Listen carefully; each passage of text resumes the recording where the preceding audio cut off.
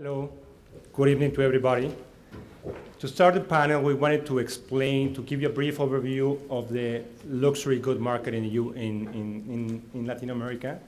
And Carlos is going to help us with a brief presentation for the overview. Carlos?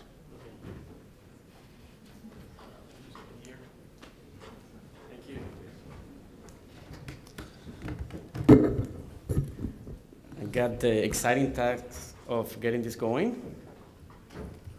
So hopefully I wake you up in a little bit.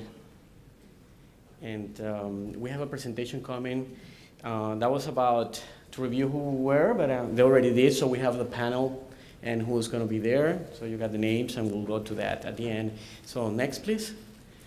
What I'm going to do is just a brief presentation, just an intro, to get your minds thinking about the title, which is Luxury Goods and Service Panel.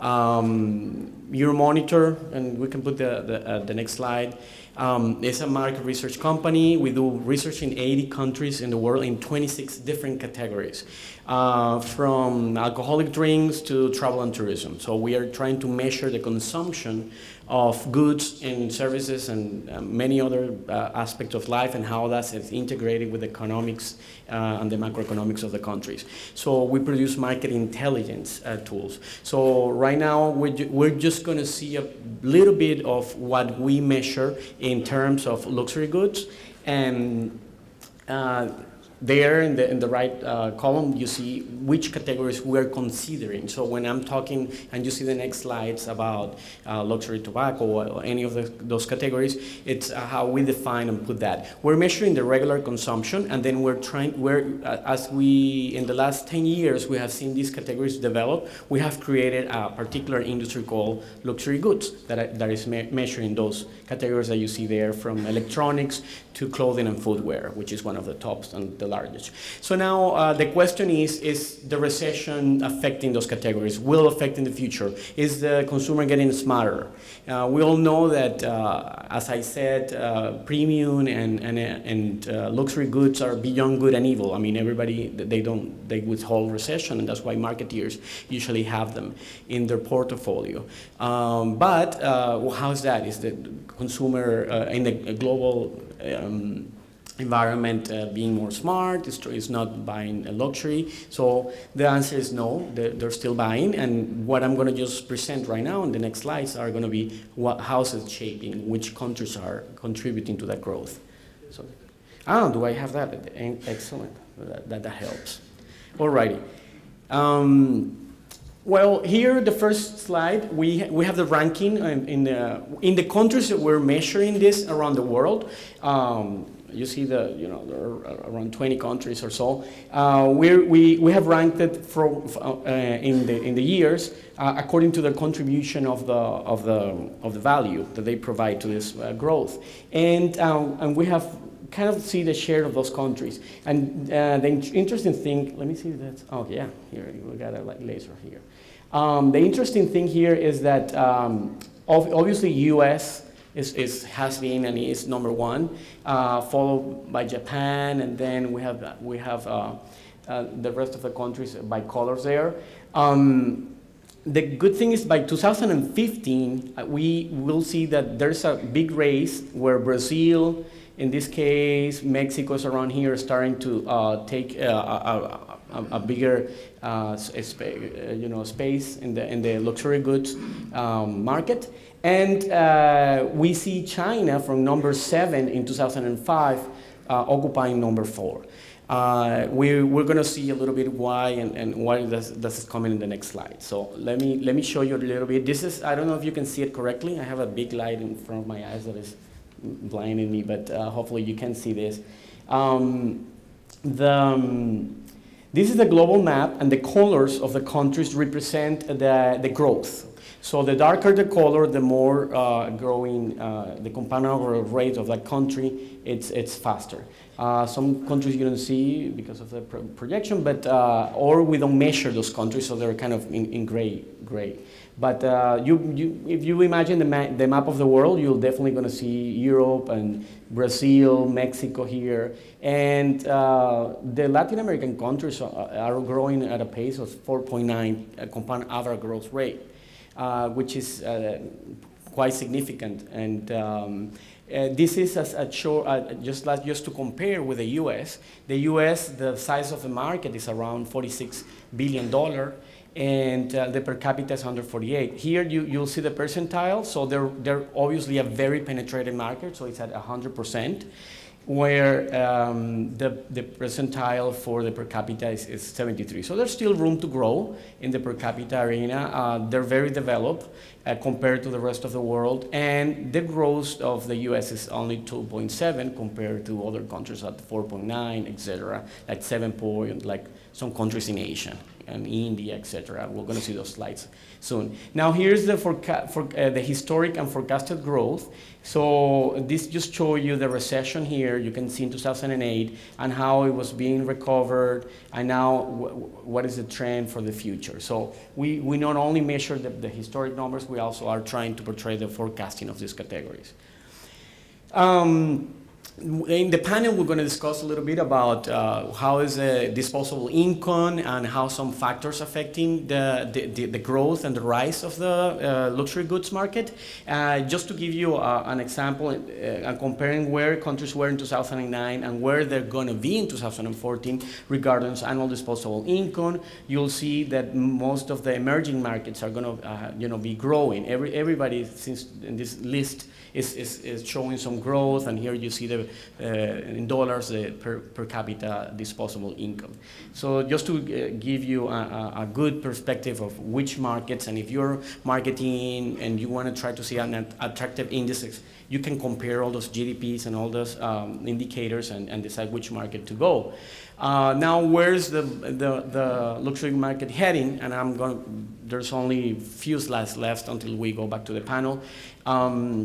Well, basically, we see that China, as I mentioned, is going to take over the race. But even if they have recovered, there's still a little damage after the recession. The consumers have gotten a little bit smarter, but definitely the growth is coming from the BRIC countries, which is Brazil, Russia, India, and China. Are the ones who are generating more enthusiastic buyers and more revenues. No wonder that companies are investing in these countries and launching brands. We don't have time to go over all the categories and all the stuff, but at least I'm giving you a perspective of where we are right now. So this is comparing, and if you don't see the color, this is a darker, like a little gray versus blue. Emerging markets versus developed markets, how they were growing and how they will be in 2015. And we're seeing that the urbanization, the economic development, and all those factors are contributing to these emerging economies, and they will represent 40% of this growth in the future. So that's pretty significant where Latin America is placed there. But again, Asia Pacific and China are the ones who are leading this race, and these are the top 10 growth markets. So India apparently is going to be one of the, we're talking about 400% growth in the next, in the future. So it's very interesting to see that. Just to show you a little bit of how the categories are divided and what are the rankings. One of the, no surprise, clothing and footwear is one of the largest. The top 5 categories, these ones that are here up until super premium beauty and personal care, represent 90% of the total luxury categories that we measure. And number 1 is clothing and design, clothing and footwear. with the $64 billion. And then we have that. We have other categories growing. The top 5 luxury categories, yeah, I already mentioned that, account for the 90%. And the super premium beauty and personal care and alcoholic drinks are showing very good perspective for growth. To see how they're looking in the emerging versus the developed markets. These are the developed markets and the future growth, and these are the emerging markets. So how the categories are going to grow. We don't have time to go over all those details, but definitely we're going to see clothing and footwear growing in big times, respect the other category in the emerging markets in the future. Fragrances, of course, in Russia. And if we do a double click and we will have more time, we will see which brands and which categories are, which brands and which companies in these categories are bringing the growth. But we don't have time. I just brought you an example of the fragrances, which is always a good benchmark because, you know, even the alcoholic drinks want to be into fragrances. And how they are, sorry, we're just going to finish, but how we were in 2005 and how we're going to be they divided the premium versus mass fragrances in 2010. In the past, a couple of examples of what they do in the personalization. They're putting labels with the name of the people and the brand attached to the brand. So those type of things, we don't have time, but they're like 4 or 5 consumer key trends that I want to touch here to close and leave that to, you know, back to the panel, which is we're seeing the group called the blingastics, which are the ones who want to show bling. They want to be noticed, so of course they look for things that are to show off. And the exclusivist, that are drawn by being unique and different and special. The old money that are more tied to tradition and some type of functionality about the historic value of things. And the new aesthetics that are looking for experiences and time and more the green, the eco-green, luxurious people. And then novelty that they just want the latest gizmo and the fastest and the world. So these are pretty much how we are segmenting those consumers. And finally, this is the last slide before we go back to the panel. I hope I didn't pass the 10 minutes that they gave me to set this going.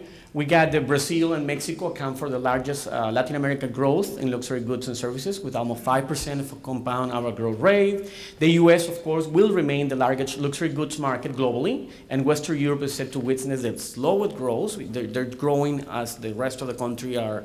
If you remember the first slide, somebody's constraining, that's Western Europe. Rising inflation and lower economic growth in the Eurozone is, what is contributing to this stagnant slow process. And emerging Asia Pacific will continue to lead the global recovery. We saw China and India as the top growing markets. Regarding categories, designer and clothing and footwear will remain the biggest categories in 2015. And alcoholic drinks and beauty and personal care will continue to offer great room for improvement and opportunity. So I'll go back to the panel, and we have some questions to discuss. I put them there. I don't know if they're the same that we discussed, but they're going to be there. Okay. Let me take this out. Thank you very much, Carlos. I think that from his presentation, we can all understand that the market, the luxury market for Latin America is going to continue to grow for the next coming years. And I just wanted to give you, before we start, I'm very lucky to have the group of people that is forming this panel. I think we have a wealth of experience in luxury goods. And obviously, the idea is to try to get as much information from them so we can make some future decisions in our companies. But what we wanted to structure is we prepare some questions, and then we're leaving a session open for questions inside the audience. But before we begin, for the benefit of the panel, we wanted to understand from the audience, we wanted to understand where you're coming from. How many of you guys are from agencies? Could you please raise your hands? And from marketing departments, from other industries? Perfect. So I guess that gives you a little bit more of a feedback so we can start tailoring your answers. But let's get to the first question. What we're trying to understand is how the luxury goods and advertising media mix has changed over the last 10 to 15 years. How has digital impacted or accelerated changes in the last 5 years? Tanya, could you please start giving us your comments, please? Which is different from that question, isn't it? Just check. Yes. Yeah, I guess, why don't you bring one before, because we changed the order of the questions.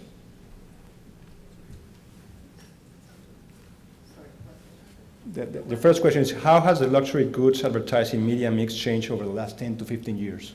Yeah, I think the biggest change is that in Latin America, luxury goods advertising started in the last 15 years. It didn't exist previously almost. And it started in the last 10 to 15 years through, and today lead high-end printed titles. And so today completely leads it. And so I think it started from non-existing to completely lead it. I think in the last few years, what is changing dramatically is the role of social media to build these brands. And the role of social media, I think it goes much beyond the role of internet to advertise the brands, as we were discussing previously. I think the role of social media is changing completely how we will build content for these brands. It's changing for luxury, and we took some time to understand that it had a role in luxury, but it will change how do we consider the role of content creation for advertising. Because in the moment you post something in whatever social media page, someone posts something immediately, so we changed immediately the content of what you just created. So you cannot control anymore what you are creating, and I think we are seeing this, and I think luxury consumers also are more interested in things that are related to things that people are posting and creating all the time instead of content that we are creating, advertising flat that we are creating. So I think it's dramatically changing recently. Thank you. Thank you very much. Before I answer the question, I want to just explain a little bit what Chopard does. Chopard is a family-owned company which produces high-end watches and jewelry pieces. It is a big company. At the same token, we are a niche market product. We have worldwide 1,500 point of sales. We have 150 boutiques. And if I speak about Latin America, we have 130 point of sales with 7 boutiques. So whatever we have done has been very concentrated and very focused.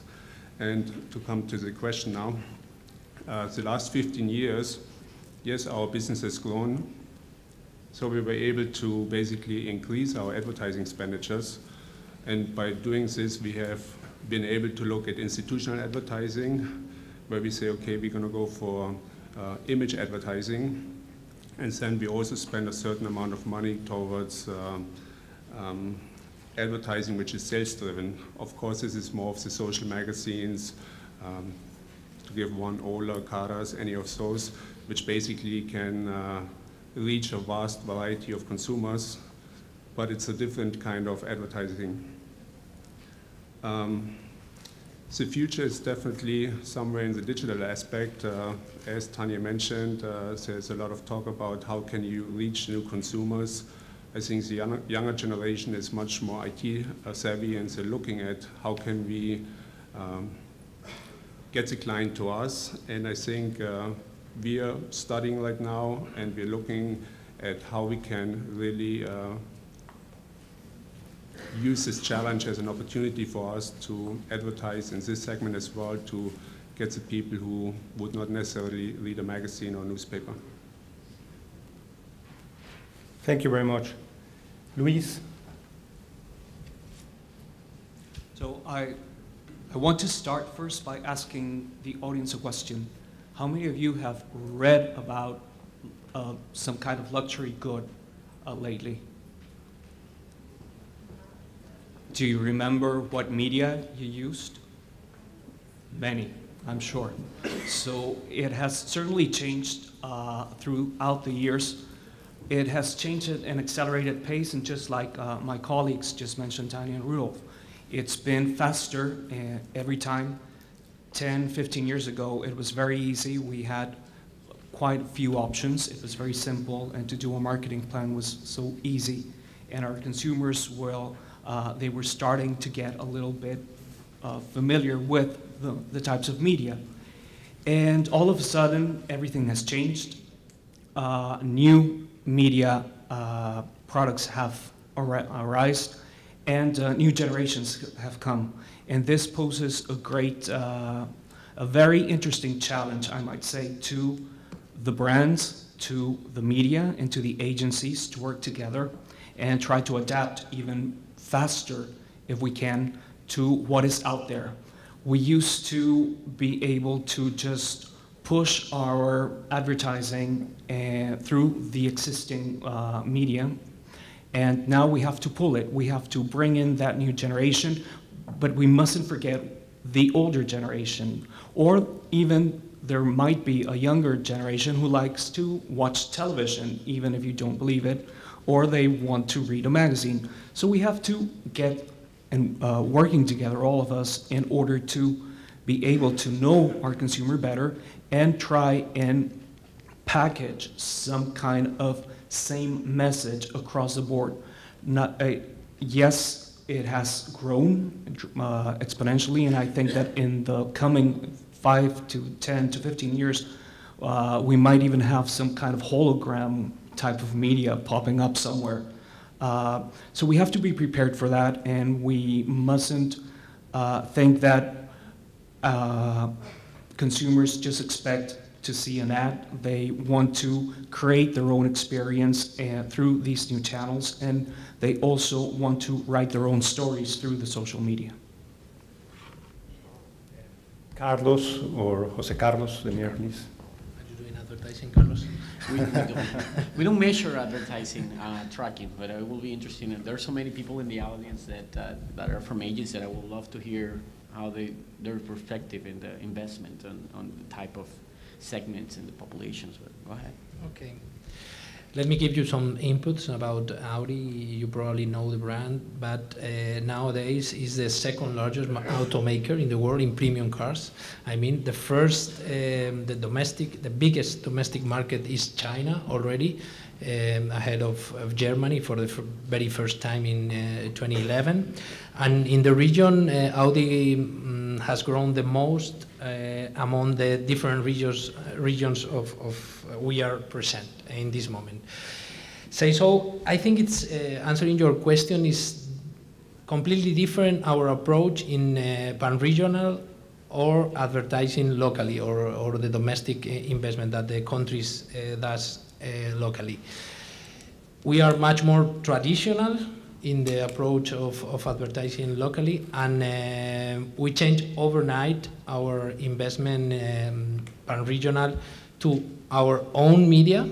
It means magazine, websites, and social media conversations. And we discard all the traditional investment in traditional media.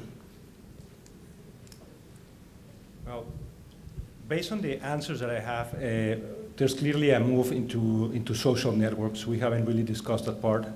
But I think that me coming from the print side and from the digital side, obviously I'm concerned about the premium content and the role that premium content has always played in the marketing of luxury goods.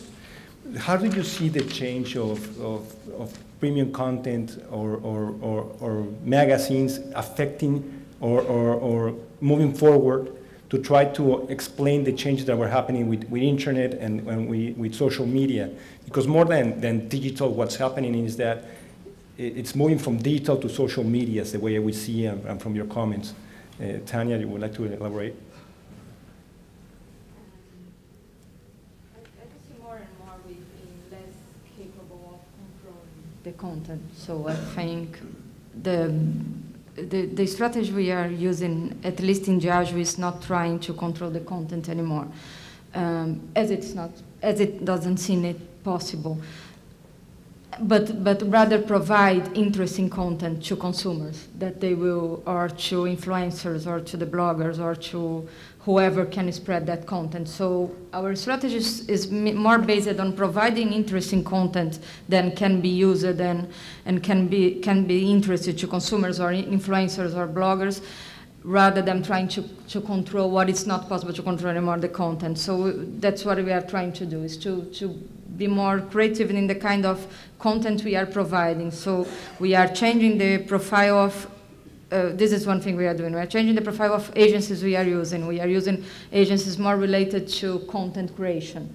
We are using people, not agencies, also that are related to stylish fashion or travels, that are related to content that we want to bring closer to the brands.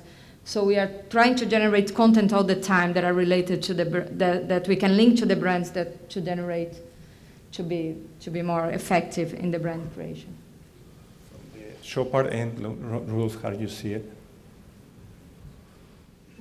On magazines, of course, we can control the content because we in-house create, or with an agency create the images and visuals we want to let the world see. For the ladies, if you have a nice table book magazine and you open up page number 2 and you see a beautiful diamond watch, yes, it should make your heart smile a little bit. At the same token, coming a little bit to how things are changing and the digital aspect, I think that's where it's going to be very difficult how you can control it, because I think there's so much information out there, partially fed by us, partially fed by whoever. So I think that becomes a bit of a challenge. This challenge, of course, has opportunity if you take, let's say, a technical complication watch for men. On a digital aspect, a man can go there, he can see it, he wants to get more information, and there's a lot of ways to link it, to give some precise information to this gentleman to make a decision to, yes, I would like to buy a Chopard watch. So I think it is changing. How fast it is going to change, we can discuss next year, because whatever we say today probably will be changed by next year. I think anybody who is right now in this position, as we are all in, we just have to go day by day, and we have to see how we can make the best out of the situation, and we have to sort of also look a little bit ahead, because it is coming. I mentioned to my colleagues earlier, my son, who is 13, he has a smartphone. It's amazing what he can do with it, but take it away from him, I'm afraid that he will not do anything, because everything is given to him in an IT aspect. I think we're going to see a lot of changes, and we have to prepare ourselves for it. Yes, Luis, more than just giving us your feedback. Also, I mean, one of the key comments that is coming from the panel is that obviously you cannot control anymore the content. How can you manage to not control, because that's not the word, but how can you manage your message to be to try to convey what your values are to your clients based on a content that you cannot control? How would that affect you in the long run to your brand, and how can you benefit from that aspect? Very interesting question. First of all, to give it a little more sense into Latin America, Christian Dior in Latin America is the #1 luxury brand in perfume and cosmetics. And our markets, our largest markets, are coincidentally Mexico and Brazil, no surprise. And when you go into the research of the internet users, regardless of the age group, there's many of us, and we can see from here, many of you with your Blackberries and your smartphones and your tablets. So in a way, you become mobile. So there's a lot of content that we put out that people want to know about, to learn about, and you cannot control what's being put out there, but what you can do is to work closely with the media agency, with all the publishing houses and all the available media in order to create or use wisely this media content.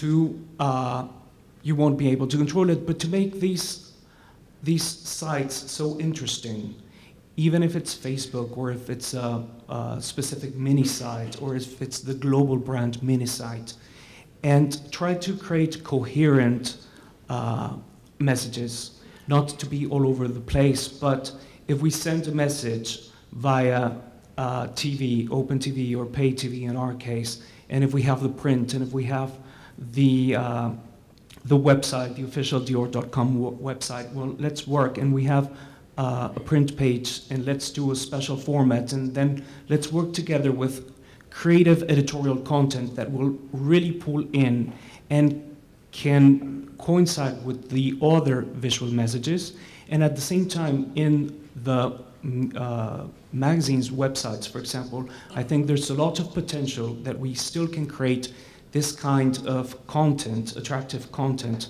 that will be, once again, coherent. And when you have all these messages, all these coherent messages, so-and-so controlled, be it if there is, and there will always exist, because it's a huge web out there, at least the messages, the most frequent read messages and digested messages will be those that somehow were put out there by you. Something popped up into my mind, and it was a phrase that Christian Dior said himself back in 1947. He said, whether they talk good or bad about you, that's not the point. The point is they're talking about you. So in a sense, well, if they're out there, hopefully they'll talk good about us. And Jose Carlos Emir, how do you feel the changes in the digital world are affecting the way that Audi is obviously targeting the consumers? Okay, don't get me wrong. We love magazines, me especially, but and I think, and we truly believe that the technology didn't solve some questions yet. You can put some perfumes, you can put something in the magazine, but it's not a problem with the content creation. We truly believe that the magazines create great content. They has the power to communicate and to influence people, but there is a problem with the distribution everywhere in our region, especially some of the markets. In the case of, let me explain you something that I heard to Chivita, the owner of Editorial Abril there in Brazil. He said that the magazines has rasgabilidad. That means you can break your ad and you can keep the content and you can get a lot of things from the magazine. In the other side, from our point of view, the future is going to be much more digital. And before I open the questions, one more question about the market. How do you see evolving the Latin American market? And what changes do you think you have adapted for the market compared to other regions of the world, based on your experience and based the knowledge that you have about your companies? How do you target the Latin American consumer? Tania? Yeah, I think first, for luxury, Latin America is a late luxury market. So while you see in Europe and US, or in a lower extent, Asia having luxury global operations for decades, in Latin America this is a quite recent phenomenon, and booming now, really now. So it's quite late development. Second, it's coming from a small base, so it's growing a lot, and also we are being able to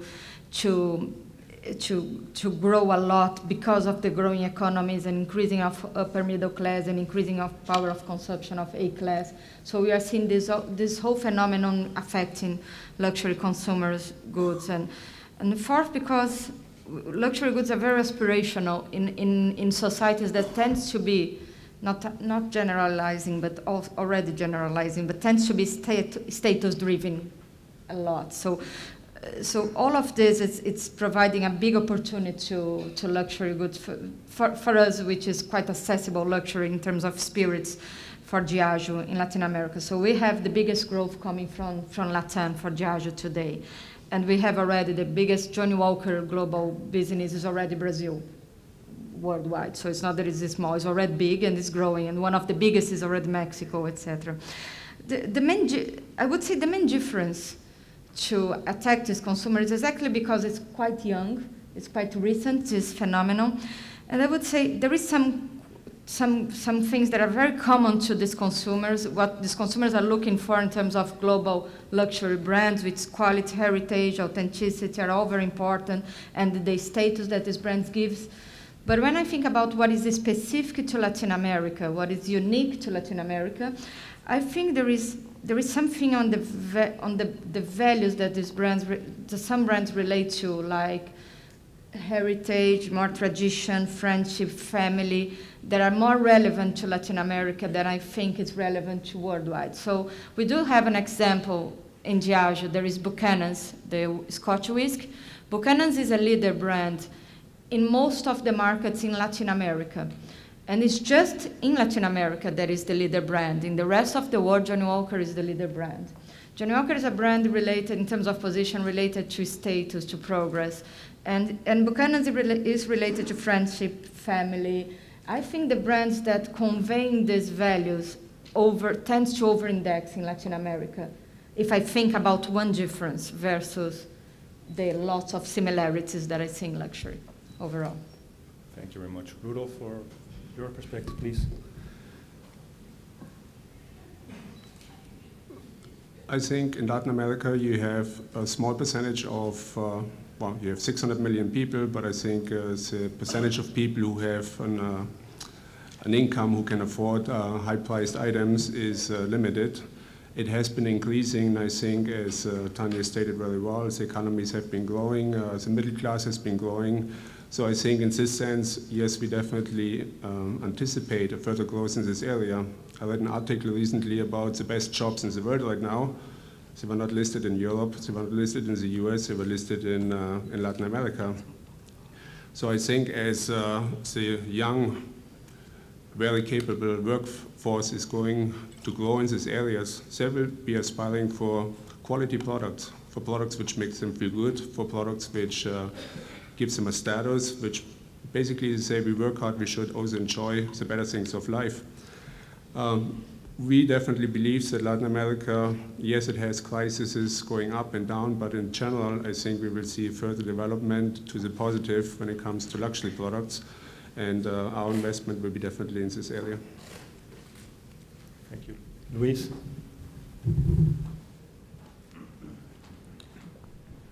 I think that in Latin America is ours for the taking.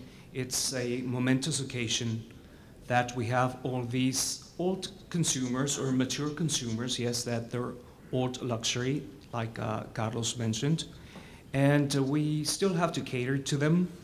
And we have all these emerging consumers, mainly, for example, in Brazil, this growing middle class, that they're avid to be part of the dream as well, whatever that dream may be. And we're there to provide the product to realize the dream. But it's not only that they've heard about our brands, they've read about them, but, or they aspire to them.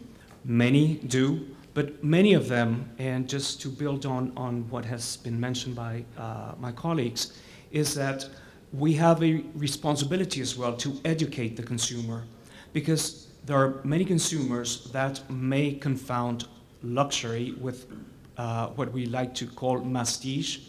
It's mass and prestige, it's a mix, and sometimes it's like, oh yes, this is a luxury product. It's not necessarily that, but it's up to the brands to communicate what real luxury is, to communicate the story, the DNA of the brand, to the quality of materials, to the familiar moments.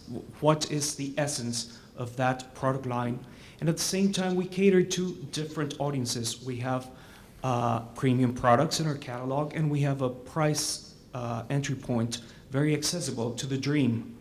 And we have to take care of all of those and try to bring those first consumers that access through our lipstick, for example, that it's our opening price, and try to build them up through an education, certainly through the media, as well through the service they experience, and then try to move them up.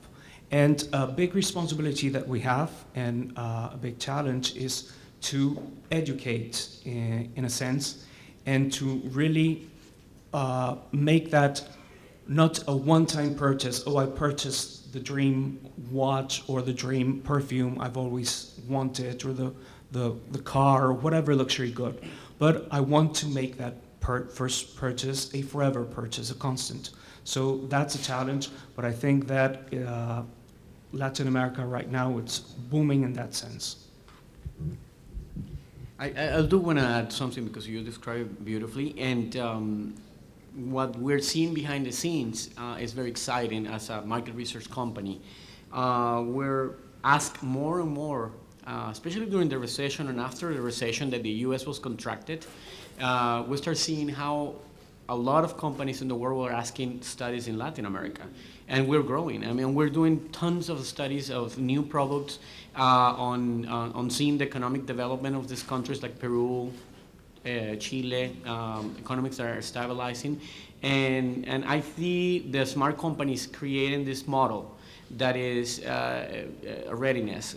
How is this going? So how is the retail driving sales? And so they're more and more studying how the retail is evolving, what is the format, to see if you can put a retail, this type of retail, the hypermarkets. So if you start seeing all those things happening around, you get very excited about what he's saying, and is that Latin America is up and live and going. And of course we have different levels. We have a messy Venezuela going through a lot of crises. We have a very stable Peru growing and growing in tourism. Where the income is coming also makes a difference. So we have travel and tourism, luxurious facilities and hotels investing in some countries, where we see other more car industry growing, or perfume always driven those categories. So it's really exciting for me to watch those, packaging, studies on ways of combine art, and because luxury, as I think Anna mentioned, Tanya, sorry, it's about educating the consumer, but also it's about providing an excuse to satisfy that luxury thing that you don't need, but you want to buy it.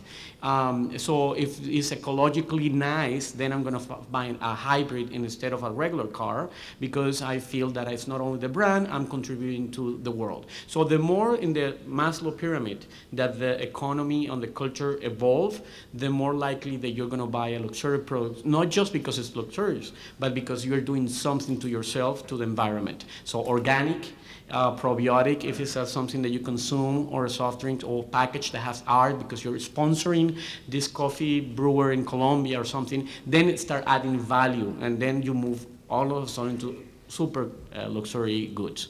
And I hope I give you enough time to come up with something. It's okay. It's okay. We need your help to get better fuel in the region to sell some hybrids, because we cannot in this moment because the quality of the fuel. But that's another question. Now let me tell you that the opportunity that the new media give to us is to listen our people, our potential customer, our fans. That is very important for our brand. But in general terms, we try to be as much consistent as we can,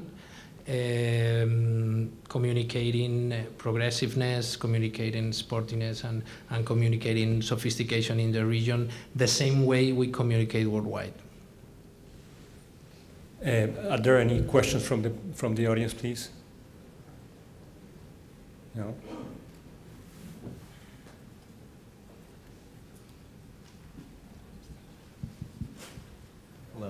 Hello, can you hear me? There we go. This question is for the whole panel, but Jose talked a little bit about how he starts diversifying his campaigns along with traditional media as well as online media and digital.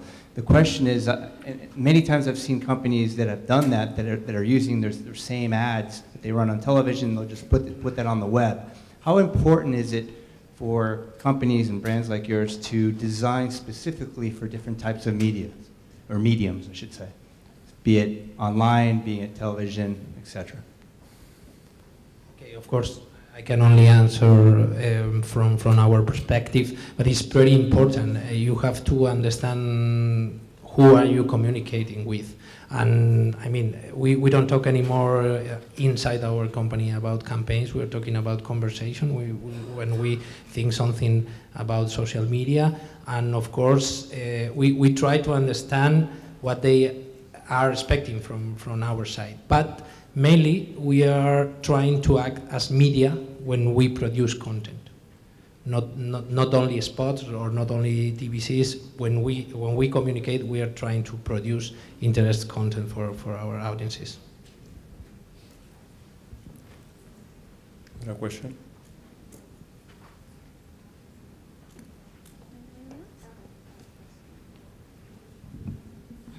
Hello, Maria Paredes from Televisa Publishing.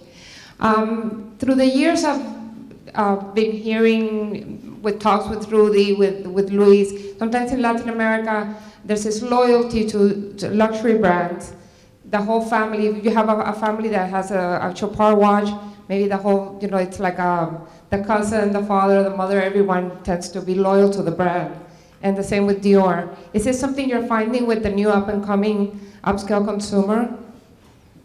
That once you have maybe someone in the family that will continue to carry on that tradition? I think there's a lot of end consumers, once they buy into a brand, become loyal to the brand. At the same token, I think if you look at probably the up and coming, and I go back into the time of my dad, he had one watch and he was happy with one watch. If you ask anybody here, especially the gentlemen, how many watches do you have? Because for gentlemen, the watch is really one of the few jewelry pieces we can wear. I would not be surprised if I hear 10, 15, 20, or even more. So at this point, you might find a watch which is more sportive or more elegant or more complication related. There's definitely, I think, in overall a brand, a loyalty, especially if there was the quality and the experience and the emotion which is involved with the piece all in line. At the same token, I think there will be a little bit venturing off into different similar type of products where you say, okay, I have a Chopard watch, let me have something else too for different purpose. But we of course push to keep the clients close to us, and the competition will do the same. That's why we do advertising, that's why we do education to the end consumers, and it's an ongoing project for us. And in our case, this is where CRM becomes extremely important, and getting to know who your client is, and then creating specific activities for those clients that get the information. And we've, yes, adapted many pieces for emailings, newsletters, specifically catered, not necessarily to, yes, we do cater, for example, for Mother's Day. Bring your mother or bring whoever you want from your family or someone or a friend for a Dior spa day and experience the whole brand, or tell us your Dior story that you've had through the years and what's your Dior legacy, etc. So this is where social media also plays a good role, and this is where you tie the whole thing together. And yes, we want to keep many generations together. Thank you. Well, just let me end with one final question to everybody, because I think that we have so many people coming from the agencies. Just please, from your point of view, are your companies following or can they follow a pan-regional strategy? That is, can you make a message to all the region, or are you trying to tailor each message to each country to make it more effective? Tanya? We have pan-regional strategy, yes, for Latin America, but we do believe that the content needs to be even more now, and it's more relevant locally, rooted in local consumer insights. So we are developing more local content each time more. So really, even if with the global brands that use it to have big global campaigns, we are creating local adaptation of the global campaigns to make it local relevant.